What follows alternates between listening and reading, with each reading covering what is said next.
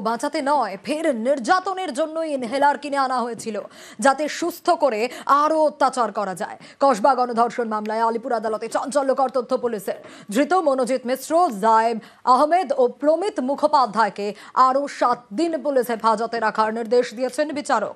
কলেজের নিরাপত্তারক্ষী 3 দিনের পুলিশ হেফাজতে।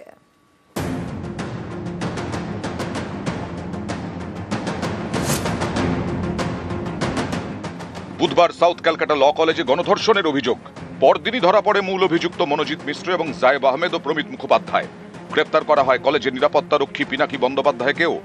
মঙ্গলবার ধৃতদের তোলা হয় আলিপুর আদালতে। সেখানেই চাঞ্চল্যকর তথ্য দেয় পুলিশ। সরকারি আইনজীবী বলেন, বুধবার ঘটনার সময় নির্যাতিতাকে ইনহেলার দেওয়া হয় যাতে সুস্থ করে তার উপর আরো অত্যাচার করা যায়। এতটাই বেপরোয়া। পড়ুয়ার অভিযোগ অনুযায়ী তাকে সন্ধ্যে 7:30 থেকে রাত 10:50 পর্যন্ত আটকে রাখা হয়। আর সিসি ক্যামেরার ফুটেজ অনুযায়ী রাত 8টার পর কলেজের উল্টো দিকের ওষুধের দোকান থেকে ইনহেলার কেনে জায়েব। বিলের স্ক্রিনশট অনুযায়ী রাত 8:29 ইনহেলার কেনা হয়। পুলিশের তথ্য অনুযায়ী নির্যাতনের সময় অসুস্থ হয়ে পড়েন কলেজ পড়ুয়া। তখন ইনহেলার কিনে আনে জায়েব, কিন্তু সেটা ওই ছাত্রীর প্রতি কোনো দরদ থেকে নয়, বরং তাকে কিছুটা সুস্থ করে যাতে আরো অত্যাচার চালানো যায় সেই লক্ষ্যে। আমরা যেটা বললাম, এই নির্যাতিতাকে শ্বাস নিতে পারছে না, নিঃশ্বাস নিতে সমস্যা হচ্ছে, তখন তাকে ইনহেলার দিয়ে সুস্থ করে তাকে সাবসিকুয়েন্টলি আরও টর্চার করা হলো। আমরা এটা বলেছিলাম। আর বলেছিলাম যে মেডিকেল এভিডেন্স করবোরেট তো করছিলই, তার সাথে ইলেকট্রনিক এভিডেন্সেস আর সার্কামস্ট্যান্সিয়াল এভিডেন্স করবোরেট করছে ভার্সন অফ দ্য ভিকটিম। ল কলেজের নিরাপত্তারক্ষী পিনাকি বন্দ্যোপাধ্যায়ের আইনজীবী বলেন, তার মক্কেল সিকিউরিটি গার্ড। এই ঘটনায় তার সরাসরি যোগ নেই, কাজ করেন, মাইনে পান। এর প্রকৃত তদন্ত হোক। শুনানি শেষে এদিন বিচারক মনোজিৎ মিশ্র, জায়েব আহমেদ ও প্রমিত মুখোপাধ্যায়কে 7 দিন পুলিশ হেফাজতে রাখার নির্দেশ দেন। কলেজের নিরাপত্তারক্ষী পুলিশ হেফাজতে থাকবেন 3 দিন। এদিন আলিপুর কোর্ট লকআপের সামনে পুলিশকে ঘিরে বিক্ষোভ দেখান আইনজীবীদের একাংশ। তাদের দাবি, কলেজে গণধর্ষণে অভিযুক্তদের পক্ষে কোনো আইনজীবীকে যেন রাখা না হয়। 25 জুন গণধর্ষণ, 26 জুন মূল অভিযুক্ত মনোজিৎ মিশ্র সহ 3 জনকে গ্রেফতার করে পুলিশ। পুলিশ জানতে চাইছে, অপরাধের পরে ধৃত 3 জন কাকে কাকে ফোন করেছিল। ঘটনার দিনের সিসি ক্যামেরা ফুটেজ খতিয়ে দেখেছেন তদন্তকারীরা। তারা 16 জনকে চিহ্নিত করেছেন। প্রত্যেককেই জিজ্ঞাসাবাদ করা হতে পারে। অনেক এভিডেন্স আমরা কালেক্ট করেছি, সেইগুলো অ্যানালিসিস হচ্ছে। বাকি যে ইনভেস্টিগেশনের প্রসেস আছে সেটা হচ্ছে। আমাদের কাছে প্রচুর डेटा এসছে, ওটা एनालिसिस হচ্ছে। जो एक्शन पुलिस को लेना चाहिए वो अभी तक लिए गए हैं। एंड मैं ये एश्योरेंस देना चाहता हूँ कि और फर्दर जो इन्वेस्टिगेशन जो चल रही है उसमें जो भी इन्वेस्टिगेशन के हिसाब से जो करना चाहिए वो किया जाएगा। মঙ্গলবারও ল কলেজের বেশ কয়েকজন পড়ুয়াকে জিজ্ঞাসাবাদ করে পুলিশ। নিউজ 18 বাংলা।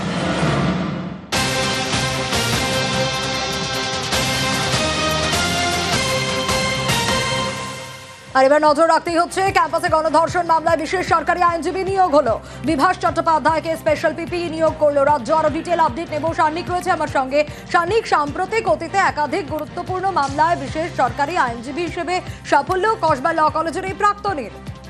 দেখো সোনিয়া, বিশেষ সরকারি আইনজীবী বিভাস চট্টোপাধ্যায়, তাকে এই মামলার দায়িত্ব দেয়া অবশ্যই এই মামলার ক্ষেত্রে একটা গুরুত্বপূর্ণ মাত্রা যোগ। কেননা আমরা দেখেছি এই মামলার ক্ষেত্রে প্রথম দিনেই যখন এই লিখিত অভিযোগ দায়ের হয় তার 24 ঘন্টার মধ্যেই মূল অভিযুক্ত সহ 2 জনকে কলকাতা পুলিশের কসবা থানা তারা গ্রেফতার করে।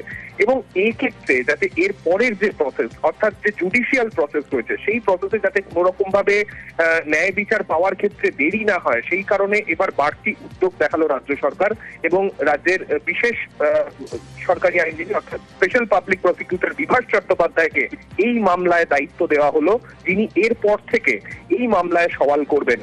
স্বাভাবিকভাবেই এই মামলার ক্ষেত্রে তার একটা আলাদা পরিচয়ও কিন্তু এক্ষেত্রে প্রাসঙ্গিক হয়ে দাঁড়িয়েছে, যা হলো তিনি মূলত এই সাউথ ক্যালকাটা ল কলেজের নিজেও প্রাক্তনী।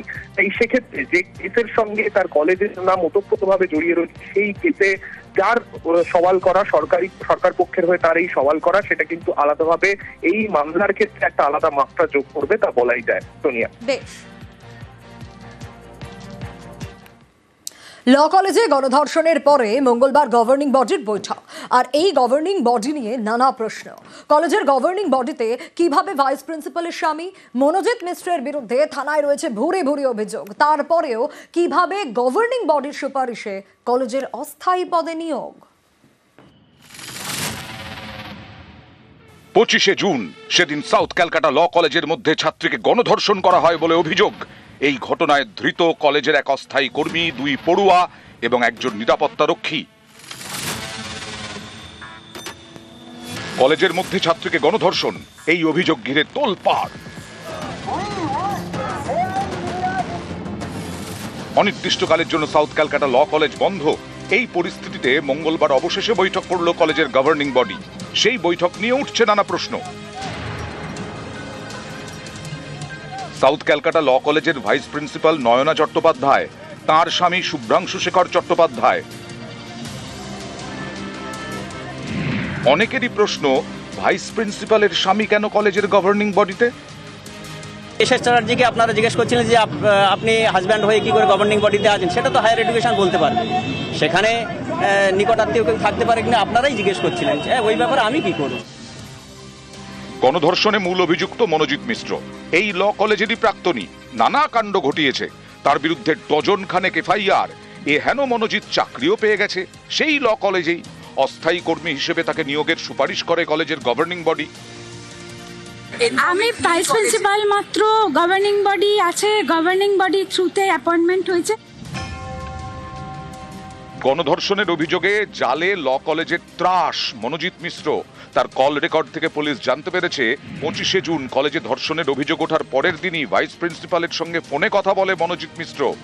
কি কারণে ভাইস প্রিন্সিপালের সঙ্গে ফোনে কথা বলতে হলো মনোজিৎকে, কি কথা হয় দুজনের, এ নিয়ে তৈরি হয়েছে রহস্য। অনেকেই অনেক রকম গন্ধ পাচ্ছেন। এ বিষয়টি তদন্তকারীরাও খতিয়ে দেখছেন। সোমবার ভাইস প্রিন্সিপাল নয়না চট্টোপাধ্যায়কে পুলিশ জিজ্ঞাসাবাদও করে।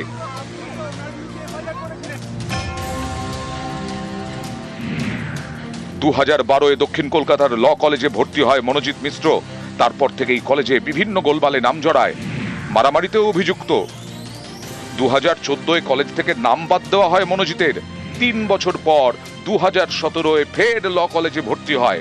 2019 সাউথ ক্যালকাটা ল কলেজের ভাইস প্রিন্সিপাল হন নয়না চট্টোপাধ্যায়। কলেজে একের পর এক ঘটনা ঘটায় মনোজিৎ। এটা পুনরাবৃত্তি ঘটনা আমি বলবো, এর আগে ঘটনা ঘটেছে।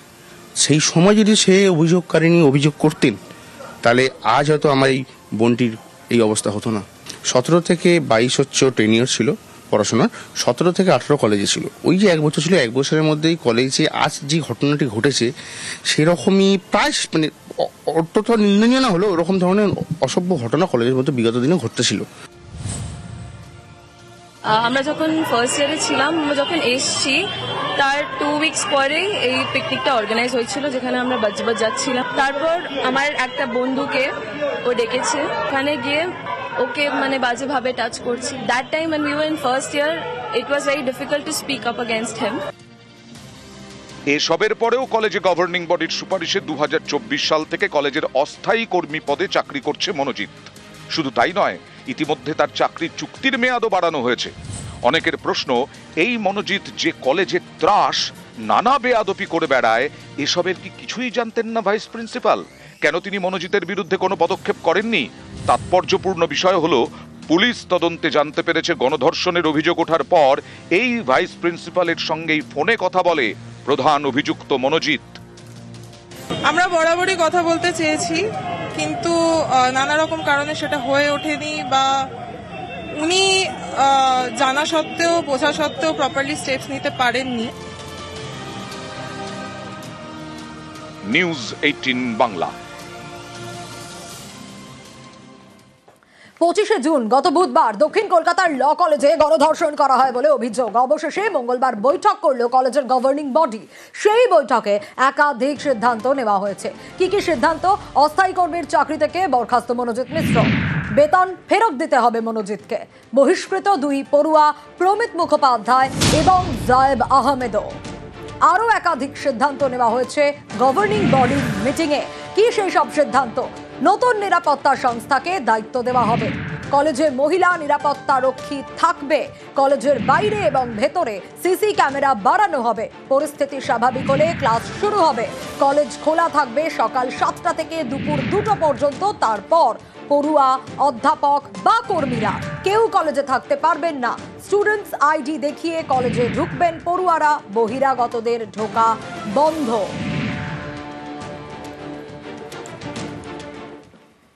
ধর্ষণের অভিযোগ কার্তিক মহারাজের বিরুদ্ধে।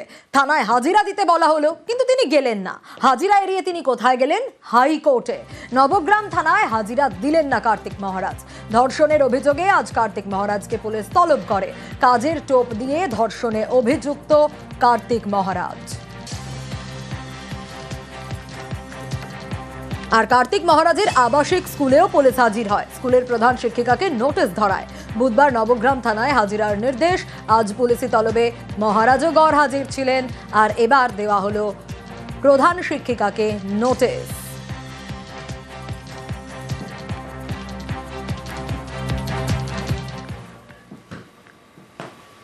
বজবজের প্লান্ট কারখানার দিকে নজর রাখবো, তার কারণ সেখানে রীতিমতো ধুমধুমার অবস্থা। বেতন বকেয়ার অভিযোগ আর সেখানে উত্তেজনার পরিস্থিতি তৈরি হয়। বজবজের কারখানায় ধুমধুমার পরিস্থিতি। সেই সময়কার ছবি দেখাচ্ছি আপনাদের। বৈঠক চলছিল আর বৈঠক চলাকালীনই দুষ্কৃতী হামলার অভিযোগ ওঠে।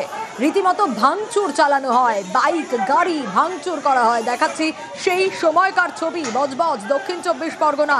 বজবজের কারখানা, সেখানে কিরকম অবস্থা তৈরি হয়েছে দেখুন। কি পরিস্থিতি তৈরি হয় সেখানে, রীতিমতো ধুমধুমার অবস্থা।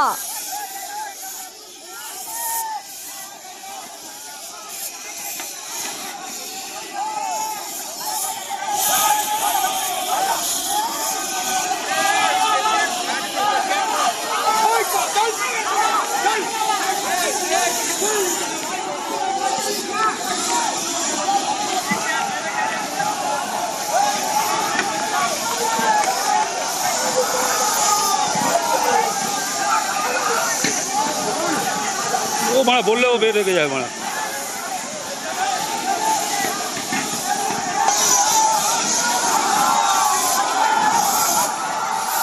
দেখছেন সেই ছবি, রীতিমতো ভয়াবহ অবস্থা। এবং যেরকম ভাবে এই গ্যাসগুলো ছড়াচ্ছে, যে কোনো সময় যে কোনো বিপদ ঘটতে পারত। আর এই পরিস্থিতি এবং বৈঠক চলাকালীন দুষ্কৃতী হামলার অভিযোগ। রীতিমতো বাইক গাড়ি ভাঙচুর করা হয়, অবরোধ করা হয় এই ঘটনার প্রতিবাদে। পরিস্থিতি নিয়ন্ত্রণে আনতে পুলিশ লাঠিচার্জ করতে বাধ্য হয়। দেখুন কিভাবে গাড়ি বাইক সব ভাঙচুর চালানো হয়েছে। বেতন বকেয়ার অভিযোগ আর তাতে রীতিমতো উত্তেজনার পরিস্থিতি তৈরি হয়। বৈঠক চলছিল, সেই বৈঠক চলাকালীন দুষ্কৃতী হামলার অভিযোগ। প্রতিবাদে বাইক গাড়ি রীতিমতো ভাঙচুর করা হয়, সেই ছবি দেখাচ্ছি। চারিদিকে তছনছ অবস্থা।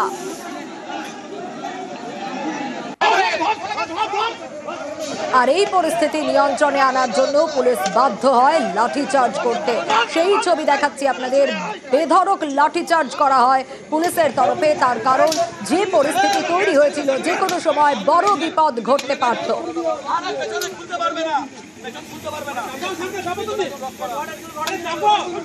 দেখুন কিভাবে মারধর করা হচ্ছে। তার কারণ পরিস্থিতি নিয়ন্ত্রণে আনতে হবে। যে পরিস্থিতি তৈরি হয়েছিল তাতে যে কোনো সময় যে কোনো বিপদ ঘটতে পারত। সমীর রয়েছে আমার সঙ্গে, আরো ডিটেইলে বিষয়ে আপডেট দিতে পারবে। সমীর, দেখো, এই যে দক্ষিণ 24 পরগনার বজবজে গ্যাস প্ল্যান্ট, গোবরঝুড়ি যে বজবজ আছে, সেই গোবরঝুড়ির সামনেই ওখানে একটি গ্যাস প্ল্যান্ট আছে, বজবজ গ্যাস প্ল্যান্ট বলে চিহ্নিত। সেই গ্যাস প্ল্যান্টে ওখানে লেবার এবং লরি চালক সব মিলিয়ে 400 জন কাজ করে। সেই 400 জন যে লরি চালক এবং হেল্পার, তাদের বকেয়া টাকা দীর্ঘদিন ধরে বাকি রয়েছে। এবং সেই বাকি রয়েছে, ওরা আন্দোলন দীর্ঘদিন ধরে করে যাচ্ছে। ঠিক আজকে ওইখানে মিটিং করার কথা ছিল জাহাঙ্গীর খান, যে ওখানকার পর্যবেক্ষক। সেই জাহাঙ্গীর খানের সঙ্গে মিটিং করার কথা ছিল। সেই মিটিং হবার আগেই যখন মিটিংয়ে জাহাঙ্গীর খান অফিসে এসেছিল, যে ওর যে বজবজে যে অফিস আছে চরিয়ালে, সেই অফিসে এসে বলেছি ওদেরকে ডেকে, লেবারদেরকে ডেকেছিল। লেবাররা বলেছে না, আমরা ওখানে যাবো না, আমরা এখানে এসে কথা বলতে হবে। সেই কথাবার্তা চলছে। তার মাঝখানেই এরকম প্রাক্তন ওখানকার যে একজন দায়িত্ব ছিল সেই গ্যাস প্ল্যান্টের, এর আগে সেই বিল্টু বলে একজন দুষ্কৃতী, সেই দুষ্কৃতী কি করেছে, বেশ 50-60 জনকে নিয়ে গিয়ে ওই লেবারদের উপরে হামলা করে।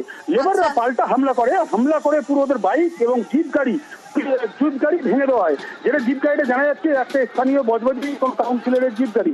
এই নিয়ে উত্তেজনা ছড়ায়, ব্যাপক উত্তেজনা ছড়ায়। তারপরে ওরা যে গ্যাস, যে আমার যে এইচপি যে গ্যাস আছে, সেই গ্যাস সিলিন্ডার নিয়ে রাস্তা একদম খুলে দেয়।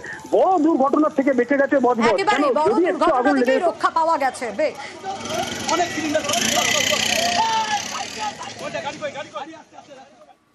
আর এবার যে খবরে নজর রাখবো, হার্নিয়ার সমস্যা, অপারেশন করতে হবে।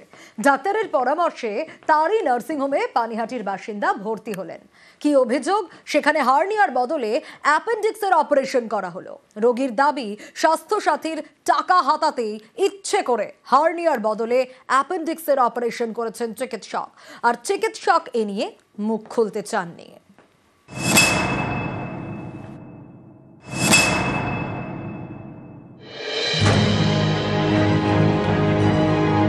রোগী বিশ্বজিৎ দাস, চিকিৎসকও বিশ্বজিৎ দাস।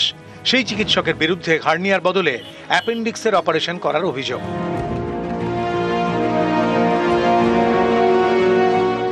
উত্তর 24 পরগনার পানিহাটির 1 নম্বর দেশবন্ধুনগর। এখানকার বাসিন্দা বিশ্বজিৎ দাস রং মিস্ত্রির কাজ করেন।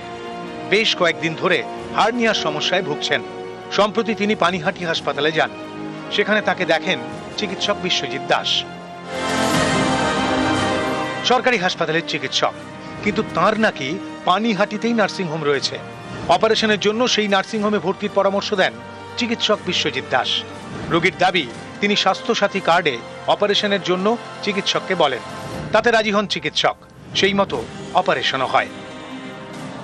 রোগী বিশ্বজিতের দাবি, অপারেশন হয়েছিল ঠিকই, কিন্তু হার্নিয়ার বদলে অ্যাপেন্ডিক্সের। অপারেশনের পরেও হার্নিয়ার ব্যথা না কমায় সন্দেহ হয় বিশ্বজিতের। তখন তিনি আল্ট্রাসোনোগ্রাফি করান। সেখানেই ধরা পড়েছে হার্নিয়ার সমস্যা আগের মতোই রয়েছে। বিশ্বজিতের দাবি, স্বাস্থ্যসাথী কার্ডে হার্নিয়ার অপারেশন হয় না, তাই ইচ্ছে করেই হার্নিয়ার বদলে অ্যাপেন্ডিক্সের অপারেশন করেছেন ডাক্তার। থেকে ডক্টর বিশ্বজিৎ দাস আমাকে নার্সিংহোমে নিয়ে যায় স্বাস্থ্যসাথীর থেকে হবে বলে, কিন্তু আমার সেই হার্নিয়াটা অপারেশন হয়নি। আমার যে জায়গাটা হার্নিয়া বসে আছে সেই জায়গাটা উঁচু উঁচু লাগছে, ব্যথা হচ্ছে, যন্ত্রণা হচ্ছে। মনে সাহস নিয়ে আমি আল্ট্রাসোনোটা করলাম। আল্ট্রাসোনোটা করার পরে সেই আল্ট্রাসোনো রিপোর্টে আসে যে হার্নিয়া কোনো অপারেশন হয়নি। চিকিৎসক বিশ্বজিৎ দাসের এই নিয়ে মুখে কুলু। ওনার বিরুদ্ধে স্থানীয়ভাবে আমরা তদন্ত চালাচ্ছি। যে তদন্তের ফলাফল আমরা স্বাস্থ্য ভবনে পাঠাবো বিশ্বজিৎ দাসের বিরুদ্ধে। যতদিন তদন্ত চলছে, যাতে তদন্ত প্রক্রিয়াটা প্রভাবিত না হয়, সেজন্য ওনাকে সাময়িকভাবে ওখান থেকে আমরা অন্য হাসপাতালে ডিটেলমেন্ট করে পানিহাটি থেকে সরিয়ে দিয়েছি। ওনার বিরুদ্ধে একাধিক অভিযোগ আছে, একাধিক। আজকে জাতীয় চিকিৎসক দিবসের দিন এই যে চিকিৎসকের নামে এই ধরনের অভিযোগ আসছে, এই নিয়ে কিন্তু চিকিৎসক মহলে যথেষ্ট উদ্বেগের বিষয়ে দেখা দিয়েছে। পানিহাটি হাসপাতাল থেকে সুবীর দে, নিউজ 18 বাংলা। আগ্নেয়াস্ত্র দেখিয়ে সোনার ব্যবসায়ী থেকে গয়না লুট। ঝাড়খণ্ড থেকে 2 কোটি টাকার গয়না লুট করে চম্পট। ঝাড়গ্রামে পুলিশের জালে 2।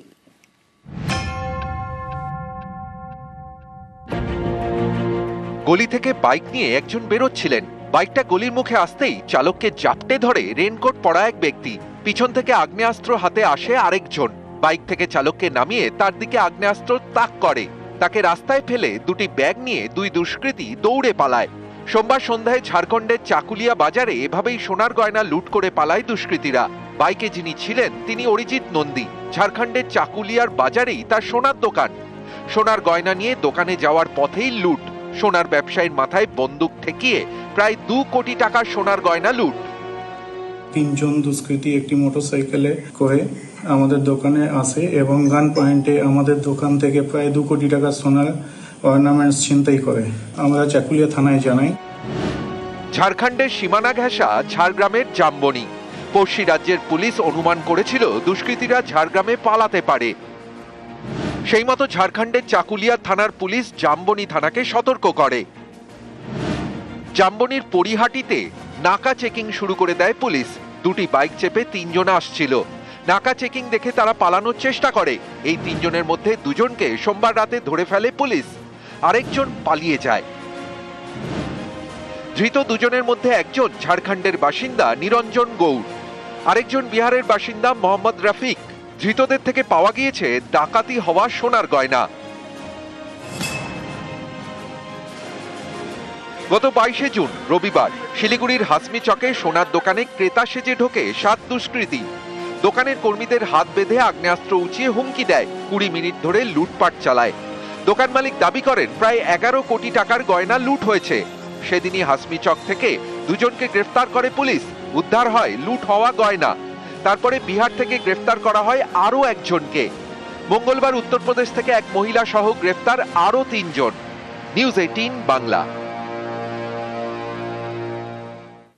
বর্ষা মানেই ভালো ভালো ইলিশ, কিন্তু ইলিশে কাটা নিম্নচাপ, উত্তাল সমুদ্রে ট্রলার নামানো যাচ্ছে না। ভরা মরশুমে তাই ইলিশে ভাটা।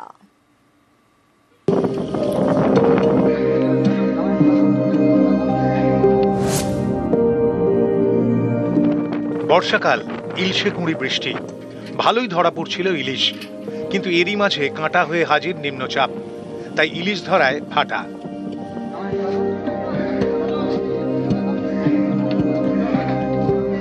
গত 15ই জুন থেকে উঠে গিয়েছে নিষেধাজ্ঞা। তারপরেই ইলিশ ধরতে সমুদ্রে রওনা দেন মৎস্যজীবীরা। প্রথম কয়েকদিনে কয়েকশো টন ইলিশ জালে ধরা পড়ে। তারপর থেকেই নিম্নচাপের জেরে খামখেয়ালি আবহাওয়া, উত্তাল সমুদ্র, ট্রলার নামানোই যাচ্ছে না। আগামী বুধবার পর্যন্ত মৎস্যজীবীদের সমুদ্রে যেতে বারণ করা হয়েছে। এর জেরে ইলিশে ভাটা। অধিকাংশ দিন হচ্ছে ওয়েদার খারাপ, ওয়ার্নিং আসছে আবহাওয়া দপ্তর থেকে, এবং সমুদ্রও খুব উত্তাল। সেখানে কিন্তু আমাদের সমুদ্রে আমাদের ফিশারম্যানরা ঠিকমতো মাছও ধরতে যেতে পারেনি। সে কারণে কিন্তু এই ঘাটতিটা পূরণ করা সম্ভব হচ্ছে না। আমাদের ফিশারম্যানদের বহুত ক্ষতি হচ্ছে। 15ই এপ্রিল থেকে 14ই জুন এই 60 দিন ইলিশ ধরার ওপর নিষেধাজ্ঞা থাকে। সেই নিষেধাজ্ঞা উঠতেই সমুদ্রে যায় ট্রলার। গত 15ই জুন থেকে 1000-এর বেশি ট্রলার সমুদ্রে নামে। ইলশে গুড়ি বৃষ্টিতে ইলিশও ভালোই ধরা পড়ছিল, কিন্তু হঠাৎ নিম্নচাপ, আবহাওয়া খামখেয়ালি, এর জেরে ইলিশে ভাটা। এখন যে ওয়েদারের যে অবস্থা, এই বাতাসের জন্য প্রচুর লস। মানে এরকম 2-3 দিন করে এখন মাছের কোনো ইলিশ মাছের কোনো ইয়ে নেই, মাছ পাচ্ছি না। এখন প্রতি টিপে লস হয়ে যাচ্ছে। এখন মাছ হবে কিনা তাও বলতে পারছি না। কাকদ্বীপ থেকে বিশ্বজিৎ হালদার, নিউজ 18 বাংলা। নিউজ